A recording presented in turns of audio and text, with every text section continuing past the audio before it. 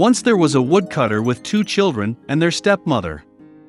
The boy's name was Hansel, and the girl's name was Gretel. They lived so poorly that sometimes there was not even anything to eat. And then one evening he lay in bed, pondering how to feed the children further. His wife advised him to have children in the forest, light a fire, give a piece of bread each and leave them there, not all four of them die of hunger. But the woodcutter did not agree. And until then, his wife persuaded him that he finally agreed. And the children, because of hunger, also could not sleep and heard everything that their stepmother said to their father. And when the parents fell asleep, Hansel secretly rushed out of the house. The moon was shining brightly, and the white stones glittered like coins. Hansel pocketed as many of them as he could fit. Then he returned home and the children went to bed. In the morning, the stepmother came to the children, gave each of them a piece of bread, and they all went to the forest together. On the way, Hansel threw out white stones one by one. When they arrived at the clearing, my father began to light a fire.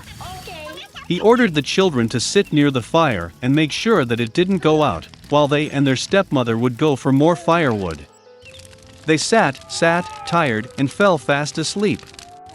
When the children woke up, it was a dark night all around. And when a full month had risen in the sky, Hansel took his sister by the hand and went, looking for the way through the pebbles, which glittered like new coins, and showed them the way. They walked all night long, and at dawn they came to their father's house. Some time passed. And the children again heard how the stepmother one night began to beg their father to get rid of the children.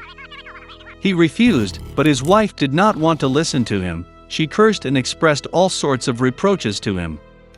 When the parents fell asleep, Hansel, like the last time, wanted to collect stones, but the stepmother locked the door and the boy could not leave the house. Thank you. Early in the morning, the children were given a piece of bread each, even less than the previous time. On the way to the forest, Hansel shredded his piece in his pocket and threw the crumbs on the ground. The stepmother took them even further into the forest. Again a big fire was lit, and the father ordered the children to watch the fire while they and their stepmother chopped some more wood. When lunchtime came, Gretel shared her piece of bread with Hansel. And they fell asleep. We woke up when the dark night fell. And then a month came up, and they got together on their way, but they could not find a single crumbs, because thousands of birds fluttering in the forest had long been eating those crumbs. So the children walked for a very long time, but they could not get out of the forest. Suddenly, the road led them to the hut. Coming closer, the children saw that the house was all built of bread and biscuits, and the windows were made of pure sugar. Hansel reached up and broke off a piece of the roof, while Gretel went to the window and began gnawing at its windows. And then the door in the hut opened wide, and the old woman came out, leaning on a crutch. Hansel and Gretel were so scared that they even dropped their tidbits from their hands. And the old woman was kind and invited them to her hut. There was already abundant food on the table: milk, cookies, apples, and nuts. After dinner, the old woman made 2 clean beds for the children, and Hansel and her sister thought they were in heaven. But the old woman only pretended to be affectionate, but in fact she was an evil witch, who built her bread hut for this purpose in order to lure children. Early in the morning, while the children were sleeping, she took Hansel and put him in a small cage. And she ordered her sister to do everything that the wicked witch demanded of her. The old woman decided to fatten the boy in order to eat him later. So Gretel began to cook the most delicious food for Hansel, and she herself got nothing but leftovers. Some time passed, and the boy did not get fat. Then the old woman did not want to wait any longer, and decided to cook and eat Hansel. She ordered Gretel to light the stove and apply water. When the stove warmed up, the old woman ordered her to climb into the stove and see if it was hot enough. So she wanted to push the girl into the fire and bake her. But Gretel knew what was on her mind. She said that she did not know how to get in there, and asked the witch to show herself. The old woman got angry and climbed into the oven. Then Gretel pushed her and slammed the shutter behind the witch. Wow, how terribly the old woman howled then. Gretel, meanwhile, rushed to Hansel and opened the cage.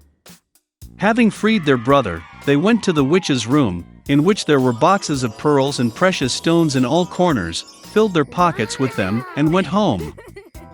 For several days the children were looking for their way back. The forest seemed more and more familiar, and at last they saw their father's house in the distance. How glad he was to see his children alive! Hansel and Gretel poured on the floor all the pearls and gems they had taken from the witch. There was no need to think about food. And they began to live, and rejoice. And the father drove the evil stepmother out of the house. The queen lived in a beautiful castle. She had a daughter whom she dreamed of. The child had black hair and snow-white skin. Therefore, they named her Snow White. The queen soon died. The king did not grieve for a long time. A year later he brought a new queen to the palace. She was beautiful but angry. The woman brought a magic mirror with her. Every day she admired her reflection in him and asked him the same question: who is the most beautiful in the world? The mirror has always told only the truth. Therefore, it honestly praised the beauty of the queen, and the woman beamed with happiness. Snow White grew, and every year her beauty blossomed brighter. And now, once again, speaking to the mirror, the queen heard in response that now she is not the most beautiful in the world, but Snow White. The queen was not going to endure this in her own palace. She ordered her faithful servant to lead the princess into an impenetrable thicket and kill. No. But the servant could not, even for the sake of the queen, kill the sweet girl. He brought the princess into a dark forest and let her go. And he himself returned to the castle and told the queen that he had followed her order. For a long time, the princess wandered through the forest. Along the way she was helped by all kinds of forest inhabitants. Wow! Snow White was very kind to them, and therefore they became strong friends. In the evening, the princess accidentally stumbled upon a small house. She went into it and saw that there was no one in the house. The table was set for 7 people, and there were 7 cots in the bedroom. And everything in this house was very small. Therefore, Snow White realized that 7 little people live here. After a long and difficult journey, she lay down on one of the beds and fell fast asleep. The 7 dwarfs returned home late at night.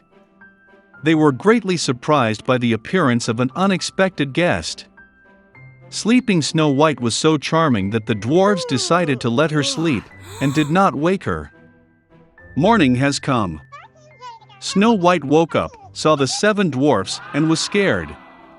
But they were affectionate with her, and the girl told about her misfortune. They immediately liked Snow White, and the dwarfs invited her to stay with them.